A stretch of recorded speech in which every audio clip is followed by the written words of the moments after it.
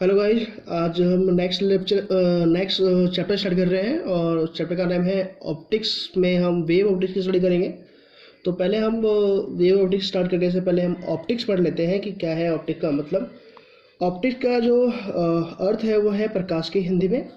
और इस ये एक क्या है ब्रांच है और ये एक शाखा है किसकी, फिजिक्स की। तो इसकी डेफिनेशन क्या है वो एक बार देखते हैं। भौतिकी विज्ञान की वह शाखा जिसमें प्रकाश तथा प्रकाश से संबंधित घटनाओं का अध्ययन किया जाता है। देखिए, हमने क्या कर रखा है, फिजिक्स को इजी वे में स्टडी करने के लिए, सिर्फ पर्टिकुलर टॉपिक का स्टडी करने के लिए हमने सारे फिजिक्स को कई सारे पार्ट में डिवाइड कर रखा है।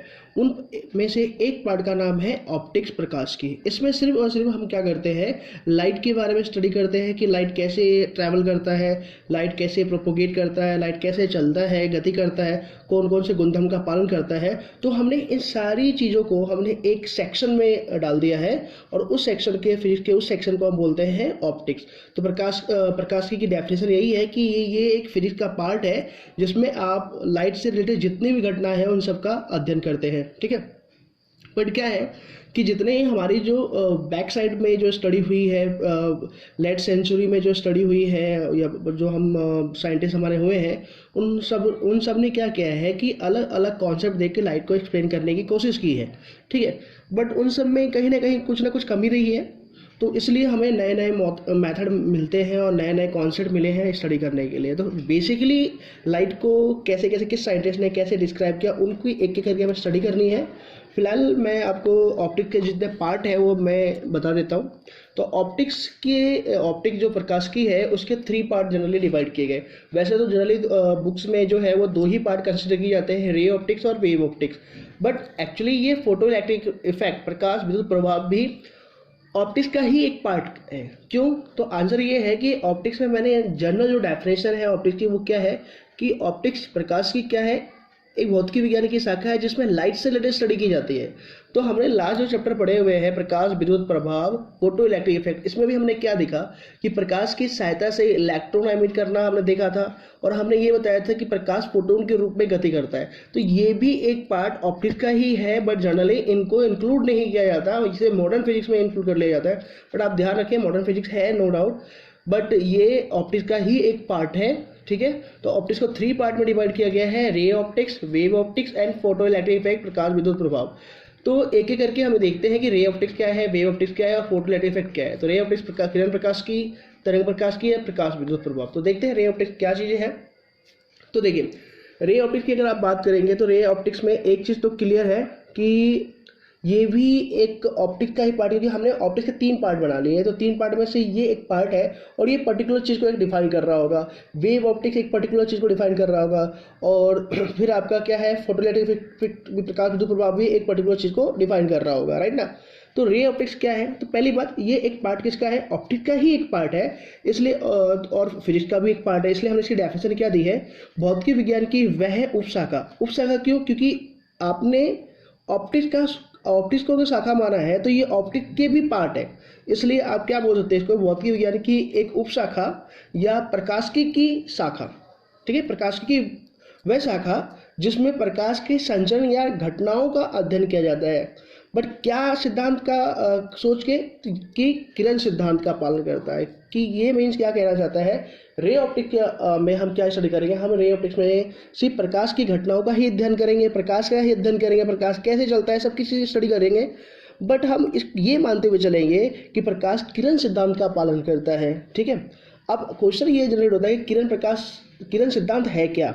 तो आंसर है, किरण सिद्धांत का जो कॉन्सेप्ट दिया था वो न्यूटन ने दिया था। और कॉन्सेप्ट क्या दिया था, तो उनके अनुसार, न्यूटन के अनुसार ये माना गया, न्यूटन के ने बोला कि प्रकाश के जो संचरण के लिए किरण सिद्धांत दिया था, उसने इन्हें ये माना था कि प्रकाश किरण के रूप में चलता है। अर्थात प्रकाश, किसी भी प्रकाश स्रोत से जो प्रकाश है वो छोटे छोटे कणों के रूप में सृजित होते हैं। इन छोटे छोटे कणों को हम कणिका कहते हैं। क्या कहते हैं? हम कणिका कहते हैं। तो न्यूटन के प्रकाश संचरण के लिए किरण सिद्धांत दिया था। इसके अनुसार प्रकाश स्रोत से प्रकाश अनगिनत छोटे छोटे कणों या कणिका के रूप में निकलते हैं। इनका क्या कहने का मतलब है, तो मैं एक डायग्राम बना के दिखा रहा हूँ, आप डायग्राम यहाँ पर देखिए कि मान लीजिए कोई एक प्रकाश होता है और ये प्रकाश उत्सर्जित करेगा। तो इसने ये बोला कि ये अगर ये प्रकाश उत्सर्जित करता है तो ये छोटे छोटे कणों के रूप में उत्सर्जित करेगा जिनका द्रव्यमान बहुत अल्प होता है, पर द्रव्यमान होता जरूर है।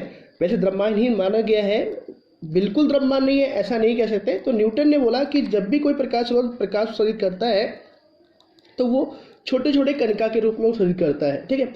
अच्छा, आप एक चीज़ सोचिए कि अगर ये कणिका है और इनके पास द्रव्यमान है तो ये जड़त्व के नियम का पालन करेंगे, और जड़त्व के नियम का पालन करेंगे तो जड़त्व के नियम के अनुसार क्या है, कोई भी चीज़ अपनी दिशा से बदल नहीं सकती है। अर्थात अगर कणिका इस दिशा में जा रही थी, छोटे कण इस दिशा में जा रहा है, ये वाला कण इस दिशा में जा रहा है गति करते समय, तो ये इसी दिशा में जाएगा जब तक कि किसी से टकरा के ये अपने पथ को परिवर्तित नहीं कर लेता। तो इसलिए ये माना गया, न्यूटन ने ये माना कि जब प्रकाश स्रोत छोटे छोटे कणिका के रूप में प्रकाश को उत्सर्जित करते हैं तो वो सीधी दिशा में गति करते हैं। मीन्स क्या है, ये कणिका सीधी दिशा में गति करते हैं। मैं आपको एक कॉन्सेप्ट पहले ही क्लियर कर दूं कि देखिए यहाँ पर भी आपने कणिका सिद्धांत की बात कर रहे हो, ठीक है, और आप फोटोन में भी छोटे छोटे अल्प कण मानते हो, वो दोनों चीज़ अलग है। ये द्रव्य कण की बात की जाती है, मैंने एक लेक्चर में बता रखा है कि द्रव कण और फोटोन कण जो प्रकाशीय कण है वो क्या क्या है। तो इसमें जो न्यूटन ने माना ये द्रव कण माना, मीन्स क्या माना, ये कण माना जिसमें द्रव्यमान है। बट फोटोन वाला जो कॉन्सेप्ट है वो भी कणिका सिद्धांत है, बट वो अलग है। न्यूटन का कणिका सिद्धांत अलग है और फोटोन का है प्लांक और आइंस्टाइन का वो कॉन्सेप्ट, वो भी कणिका है बट वो अलग अलग है। तो यही चीज़ आपको एक चीज़ ध्यान रखनी है पहले कि कणिका सिद्धांत दोनों के लिए, किसके लिए, तो न्यूटन के अकॉर्डिंग भी रे में भी और फोटोइलेक्ट्रिक इफेक्ट प्रकाश विद्युत प्रभाव में भी प्लांक ने और आइंस्टाइन ने बोला कि फोटोन के रूप में चलता है, तो फोटोन भी एक कणिका ही है। तो दोनों अलग अलग चीज़ है, ठीक है।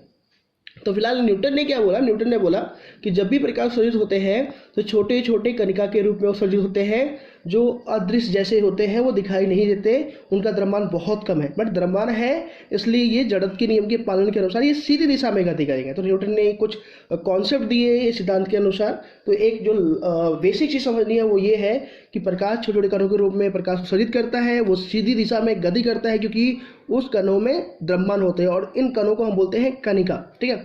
अब इनसे रिलेटेड जो गुणधर्म है वो हम गुणधर्म की बात करते हैं। देखिए तो क्या क्या गुणधर्म है, तो उससे पहले बात करते हैं कि इन कणिकाओं का द्रव्यमान अति अल्प होता है, ये प्रत्यास्थ ठोस होते हैं। एक बहुत इंपॉर्टेंट चीज, इसी कॉन्सेप्ट के आधार पे न्यूटन ने परावर्तन और वर्तन की व्याख्या की थी।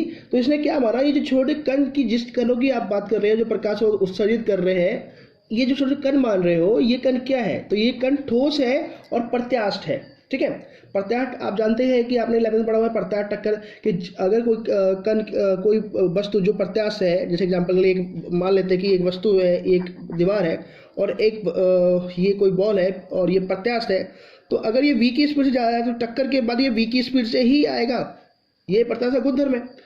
तो इन्होंने माना कि ये जो कणिका है, जिस कणिका की बात कर रहे हो, प्रकाश जिस कणिका के रूप में निकलते हैं, उनका द्रव्यमान मीन्स मास बहुत ही लेस होता है और ये प्रत्यास्थ ठोस होते हैं। प्रत्यास्थ ठोस का मतलब है इलास्टिक रिजिड होते हैं। इलास्टिक रिजिड का मतलब ये अगर जिस वेग से जा रहे हैं और किसी टकरा जाए तो उसी वेग से रिटर्न भी आएंगे, ठीक है।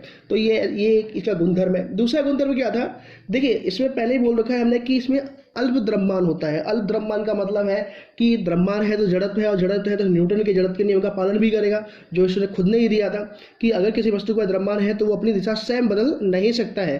तो वही है कि ये सीधी दिशा में गति करता है। सीधी दिशा में क्यों गति करता है, तो जड़त्व की दिशा के जड़त्व के नियम का पालन करता है, ठीक है।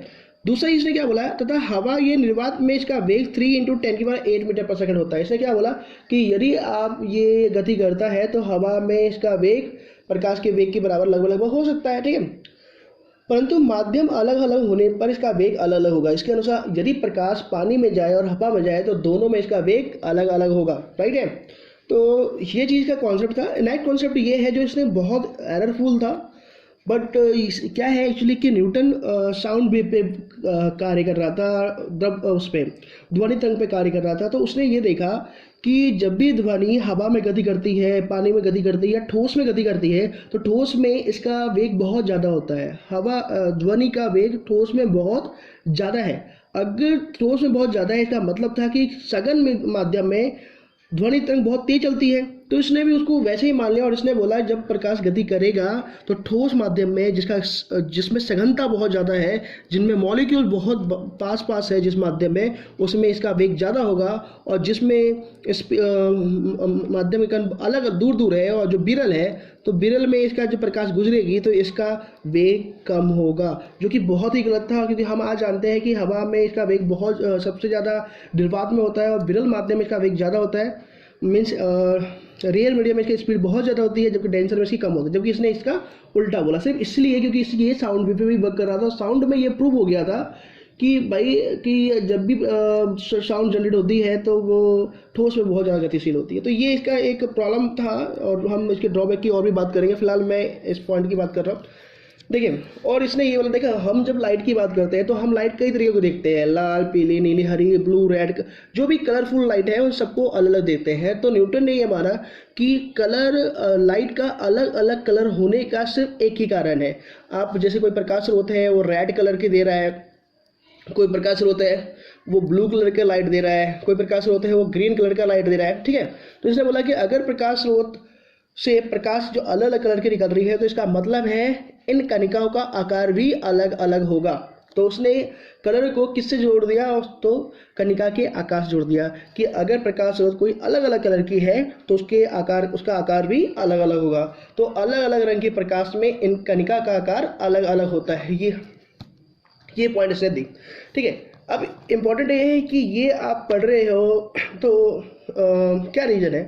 तो ये जो फर्स्ट साइंटिस्ट है जनरली जिनकी नॉलेज थोड़ी बहुत एक्सेप्ट हुई थी, और वो ये थी कि इन्होंने अपने सिद्धांत से परावर्तन अपवर्तन, ठीक है, जनरली मैक्सिमम टीचर ये जानते हैं कि परावर्तन अपवर्तन का व्याख्या की, बट इसने एक और नियम का पालन किया, प्रूव किया, दूरी के वर्ग के व्युत्क्रमानुपाती के नियम का भी पालन करता है। दूरी के वर्ग के व्युत्क्रमानुपाती के नियम का पालन करता है। इनवर्स स्क्वायर लॉ को भी इसने रिफ्लेक्शन और इनवर्स स्क्वायर लॉ को भी इसने प्रूव किया। कैसे है वो हम बता देंगे। देखिए, फिलहाल यही था कि इसने ये तीन चीज़ें प्रूव की। देखिए, परावर्तन कैसे प्रूव किया, तो ये मान लीजिए जैसे इसने बोला कि ये एक प्रकाश स्रोत है और ये कणिका के रूप में सूचित करता है। तो ये छोटे छोटे कण अगर आते हैं, आप सोचिए एक बार, ये कण अगर आते हैं, ठीक है, तो ये प्रत्यास्थ है।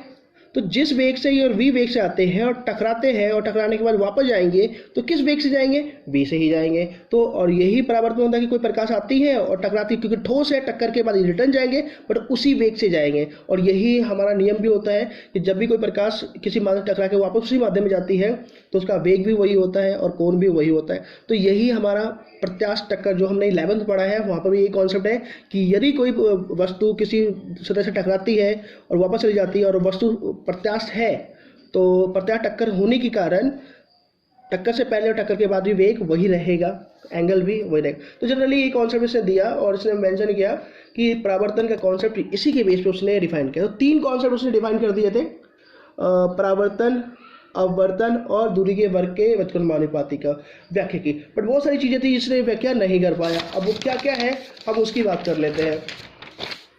देखिए, अब इसने कुछ चीज़ें हैं जिसके कारण ये कणिका का जो सिद्धांत था, कणिका सिद्धांत के असफल होने के कारण, कणिका के असफल होने के कारण, या फिर ऐसे बोल सकते हैं कणिका के सिद्धांत का असफल होने का कारण, मतलब सक्सेसफुल नहीं था। ये क्यों नहीं सक्सेसफुल था, तो उसका रीजन था, एक तो मैंने आपको बता दिया था कि इसके अनुसार सघन माध्यम में ज़्यादा तथा विरल माध्यम में प्रकाश का वेग कम होता है, ठीक है। तो इसके अकॉर्डिंग क्या था कि डेंसर मीडियम में स्पीड लाइट की बहुत ज़्यादा होगी कंपेयर टू रेयर मीडियम। तो ये एक प्रॉब्लम थी, परंतु हम जानते हैं कि ऐसा नहीं होता कि हवा में जो रेयर मीडियम है, जो विरल माध्यम है, उसमें बहुत ज़्यादा स्पीड होती है और सघन में कम। इसके अनुसार क्या था कि पानी, अगर ये वाटर है और वाटर में से कोई चीज़ जाइए, वाटर की हम बात करते हैं कि प्रकाश अगर वाटर से जाता है तो इसमें वेग कम ज़्यादा होगा, और अगर ये हवा से पास होता है, जैसे ये हवा है, यहाँ से कोई प्रकाश होता है, हवा से कणिका निकलती है, तो इसमें स्पीड कम होगी और इसमें स्पीड ज़्यादा होगी। बट एक्चुअली हम जानते हैं कि जब भी लाइट किससे पास होता है, एयर से पास होता है, तो इसमें स्पीड ज़्यादा और वाटर में कम होता है। तो एक प्रॉब्लम ये थी जो इसे एक्सप्लेन नहीं कर पाया, ठीक है। उसके बाद एक चीज़ और जो बहुत प्रॉब्लम करने वाली थी, प्रॉब्लम ये थी कि आप एक चीज़ सोचिए कि अगर कोई प्रकाश स्रोत है और ये प्रकाश स्रोत छोटे छोटे कणिका के रूप में प्रकाश उत्सर्जित कर रहा है, तो बेशक इसका मान बहुत ही, इसके द्रव्यमान का मान बहुत ही कम होगा, परंतु लगातार लगातार ये कणिका प्रकाश स्रोत से निकल रहे हैं, तो क्या इस प्रकाश स्रोत का द्रव्यमान या मास कम नहीं होगा? तो आंसर कम होगा। परंतु हम जब देखते हैं कि कोई बल्ब या ट्यूबलाइट अगर लाइट रेगुलर चलती रहती है, तो हम ये देखते हैं कि भाई वहाँ पर तो कोई ऐसा कुछ हुआ नहीं है, उसका द्रव्यमान कभी कम होता नहीं है। तो ये कॉन्सेप्ट ये न्यूटन ने एक्सप्लेन नहीं कर पाया कि अगर आप कणिका मान रहे हो और द्रव्यमान मान रहे हो, तो कोई प्रकाश स्रोत लगातार अगर प्रकाश उत्सर्जित कर रहा है तो उसका द्रव्यमान कम होना चाहिए, बट वो क्यों नहीं होता है? तो ये कॉन्सेप्ट भी एक्सप्लेन नहीं कर पाया।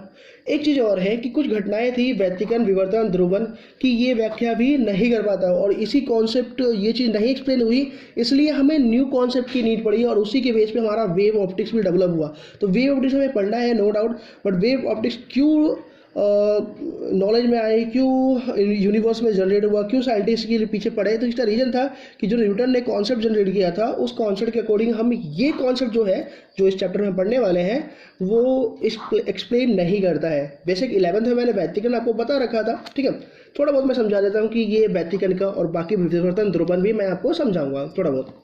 और ये चैप्टर, क्योंकि वेव ऑप्टिक्स से पूरा ही तीन ही टॉपिक पे तो पूरा चैप्टर है, तो हमें इन तीन ही टॉपिक पे बात करनी है, बट फिलहाल थोड़ी बहुत हम बात कर लेते हैं। देखिए क्या बात की इसने एक बात की, जैसे मान लीजिए कि अगर ये एक प्रकाश स्रोत है, ठीक है, और यहाँ से हमने क्या किया, एक छोटा सा हॉल बना दिया और यहाँ छोटा हॉल बना दिया। तो अगर प्रकाश स्रोत है तो कणिका यहाँ से उत्सर्जित होगी, कणिका यहाँ से उत्सर्जित होगी, ठीक है, कणिका यहाँ जा रही है, कणिका यहाँ से जा रही है, ठीक है। यहाँ हमने एक पर्दा लगा दिया। तो अब सोचिए कि अगर ये कणिका सिद्धांत के अनुसार यहाँ पे कणिका गई, तो ये कणिका भी चारों जगह फैलेगी, राइट ना, और यहाँ से भी कणिका चारों तरफ फैलेगी, ठीक है। तो आप सोचिए कि किस पॉइंट की अगर मैं बात करता हूँ, तो यहाँ से भी कणिका जा रही है और यहाँ से भी कणिका जा रही है, तो जितनी ज़्यादा कणिका पहुँचेगी ऊर्जा उतनी ज़्यादा आएगी, तो यहाँ पे प्रकाश उतनी ज़्यादा होना चाहिए। तो ऐसे ही पूरे पर्दे पे दोनों से कणिका आ रही है, तो हर जगह प्रकाश होनी चाहिए।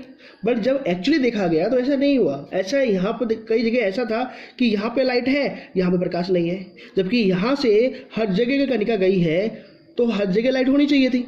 परंतु क्या था कि यहाँ पे लाइट है, यहाँ पे लाइट नहीं है, यहाँ पर लाइट है, यहाँ पर लाइट नहीं है। ऐसा क्यों है? जबकि इस पॉइंट पे यहाँ से भी कणिका पहुँच रही थी और यहाँ से भी कणिका पहुँच रही है, तो यहाँ पर भी तो लाइट होनी चाहिए थी, जबकि यहाँ पे तो बिल्कुल अंधेरा था। तो इसका कैसे संभव है कि अगर कणिका दोनों जगह से पहुंच रही है यहाँ पर, तो यहाँ पर तो ऊर्जा होनी चाहिए थी, तो ऊर्जा क्यों नहीं है? तो ये न्यूटन के कॉन्सेप्ट के अकॉर्डिंग एक्सप्लेन नहीं हो पाया था। दूसरी बात क्या है, देखिए कि अगर मान लीजिए कोई लाइट यहाँ से इंसिडेंट हो रही है, जैसे कोई शार्प एज है और यहाँ से एक लाइट इंसिडेंट हो रही है ऐसे, तो लाइट को ऐसे बेंड होना चाहिए था, या फिर लाइट्स, चलो इस कॉन्सेप्ट के नहीं, मैं दूसरे कॉन्सेप्ट को समझाता हूँ। देखिए एक विंडो है, जैसे खिड़की की हम बात करते हैं, ठीक है, और खिड़की छोटी सी हॉल है और ये मेरा एक रूम, बड़ा सा रूम है। तो अगर लाइट सीधी रेखा में जाती है और लाइट ऐसे जानी चाहिए थी बिल्कुल सीधी, तो जो आकार लाइट का होता है उसी आकार में लाइट यहाँ तक आनी चाहिए थी। पर जब हम देखते हैं कि हमारे घर के विंडो से, अगर कोई विंडो है और वहाँ से लाइट आ रही है, तो वो पूरे रूम में फैल जाती है। तो ऐसा क्या है कि जब लाइट जा रही है तो पूरे रूम में क्यों फैल रही है? जबकि तो वो सीधी दिशा में गति करता है, तो सीधे उसी लाइट पर दीवार, जहाँ पे विंडो से लाइट आ रही है, तो वहीं पर आपतित होनी चाहिए थी, यहीं पर लाइट आपतित होनी चाहिए था, तो पूरे रूम में कैसे फैल रही है? तो वही चीज़ थी कि अगर कोई दीवार है, आपका कोई एक रूम है, ये दीवार है और लाइट सीधी जा रही है, इतनी जगह पे इतने आकार में ही लाइट आ रही है, तो लाइट यहीं पे फैलनी चाहिए थी। बट ऐसा नहीं है। तो देखा गया कि जब एक छोटे से छेद से भी, किसी विंडो से भी रूम में जब लाइट आती है, तो दीवार पर उतने छोटे से जगह पे लाइट नहीं होती है, पूरे दीवार पर या पूरे रूम में फैल जाती है। तो ये कौन सी घटना है, कैसे संभव है? तो न्यूटन ने इसे एक्सप्लेन करने की कोशिश तो की, बट ये एक्सप्लेन नहीं कर पाया। और हम जनरली हम देखते भी है कि एक छोटे से हॉल से जब घर में हमारी लाइट आती है और हम लाइट बंद भी करते हैं, अपने घर की ट्यूबलाइट लाइट बंद भी करते हैं, तो पूरे रूम में लाइट फैल जाती है। ऐसा क्यों होता है? और आप भी अगर देखते हो कि टॉर्च से, अगर आप ध्यान से देखो, टॉर्च आप जलाते भी हो तो टॉर्च शुरू में तो आपको बिल्कुल सीधा जाता हुआ दिखता है, बट आप देखोगे तो वो फैलता हुआ जाता है। तो अगर कणिका सिर्फ इतनी दूरी पे ही निकल रहे थे, तो फिर इतनी ज़्यादा जगह पे पूरी रोशनी कैसे पहुंच गई, पूरी जगह में रोशनी कैसे पहुंच गई? तो बहुत सारी घटना थी जिसकी व्याख्या न्यूटन के कॉन्सेप्ट के आधार पर नहीं कर पाए, इसलिए ये फेल हो चुका था। और हमें एक न्यू कॉन्सेप्ट की नीड पड़ी। उसी के बेस पे हमने एक नया कॉन्सेप्ट जनरेट किया और जिसका नाम था वेव ऑप्टिक्स। और इस वेव ऑप्टिक्स का जो हिंदी है वो तरंग प्रकाश की। और इसके अनुसार इसने क्या बोला कि इसके अनुसार ये है प्रकाश की, ये भी क्या है, ये भी ऑप्टिक्स का पार्ट है, इसमें भी हम प्रकाश की घटना का अध्ययन करने वाले हैं। बट इसमें हम क्या करने वाले हैं, इसमें हम प्रकाश को सीधी दिशा में चलता हुआ नहीं देखेंगे। इसके अनुसार हम ये हम कंसीडर करते हैं कि प्रकाश किधर भी मुड़ सकता है, किधर भी जा सकता है, उसमें द्रव्यमान नहीं है, इसलिए वो जड़त्व के नियम का पालन नहीं करता है। तो इसके अनुसार ये प्रकाश की एक शाखा है जिसमें प्रकाश तथा उसके संचरण तथा उसकी घटनाओं का अध्ययन किया जाता है। ठीक है, किसके आधार पर? तो आंसर है तरंग के सिद्धांत के अनुसार पे। तो यहाँ पर न्यूटन ने किरण सिद्धांत दिया था, कणिका सिद्धांत दिया था कि प्रकाश छोटे छोटे कणों के रूप में चलता है। बट यहाँ पे ये माना गया कि अगर कोई प्रकाश स्रोत है तो यहाँ से प्रकाश तरंगों के रूप में गति करता है, न कि कणिका के रूप में चलता है। ठीक है, वैसे ये भी 100% राइट नहीं है, इसमें भी हम पढ़ने वाले हैं क्या कमी रही है। फिलहाल तरंग प्रकाश की क्या कहता है वो हमारा इंपॉर्टेंट पॉइंट है कि समझने का, कि तरंग प्रकाश के अनुसार प्रकाश तरंग के रूप में चलता है, न कि कणिका सिद्धांत के अनुसार चलता है। तो इस सिद्धांत के अनुसार प्रकाश तरंग के रूप में गति करता है, ये फैल सकता है, ये मुड़ सकता है, ये सीधी दिशा में या जड़त्व के नियम का पालन नहीं करता है। मीन्स जरूरी नहीं है कि सीधी दिशा में जाए, ये किधर भी मुड़ सकता है। और ये इसमें द्रव्यमान नहीं है तो ये जड़त्व के नियम का पालन नहीं करेगा, क्योंकि इसके अनुसार प्रकाश कणिका के रूप में उत्सर्जित नहीं होते, वो तरंगों के रूप में चलते हैं। और तरंग कैसे है ये पूरा ही डिटेल हम पढ़ने वाले हैं, क्यों ऐसा बोला गया, क्या है ये कॉन्सेप्ट हम पढ़ने वाले हैं। ठीक है, और इस सिद्धांत के अनुसार परावर्तन, अवर्तन, व्यतिकरण, विवर्तन, ध्रुवन सबकी व्याख्या की गई। ठीक है, और ये सारे पांचों पॉइंट हैं, इन पांचों पॉइंट को हम तरंग के सिद्धांत के अनुसार व्याख्या करेंगे कि आखिर ऐसा क्या होता है। और इसी पांचों टॉपिक पे हमारा कॉन्सेप्ट भी डिपेंडेंट है, और तरंग के रूप में कैसे एक्सप्लेन किया गया कि प्रकाश तरंग के रूप में संचरण करता है, ये हमारा मेन एम है हमारे वेव ऑप्टिक्स का। तो ये एक रफ आइडिया था कि ऑप्टिक्स की बात की थी हमने, कि ऑप्टिक्स के दो पार्ट में रे ऑप्टिक्स और वेव ऑप्टिक्स में कैसे डिवाइड किया। बट एक ट्रू फैक्ट मैं आपको बता दूं कि जितने भी प्रकाश की घटना है, जितने भी संभव है, अभी बहुत सारी चीजें जो आप नहीं जानते उनको भी हम सिर्फ रे और वेव के रूप में भी डिफाइन नहीं कर सकते। हमें फोटो इलेक्ट्रिक इफेक्ट की भी जरूरत पड़ती है, फोटोन की कॉन्सेप्ट की भी जरूरत पड़ती है, और आज तक भी हम सारे इफेक्ट एक कॉन्सेप्ट से एक्सप्लेन नहीं कर पाए हैं, ना वेव से, ना रे से, ना फोटो इलेक्ट्रिक इफेक्ट से, जो कि मैंने आपको बता दिया प्रकाश वेल नेचर यूज करता है। तो बहुत सारी घटनाएं हैं जो हम धीरे धीरे पढ़ेंगे। फिलहाल हमारा वेव ऑप्टिक्स में टारगेट रहेगा कि प्रकाश तरंग के रूप में कैसे संचरण करता है और कैसे उसका पालन करता है। तो आज के लिए इतना ही, इंट्रोडक्शन लेक्चर में इतना ही। नेक्स्ट लेक्चर में हम वेव ऑप्टिक्स का टॉपिक स्टार्ट करेंगे। Thank you.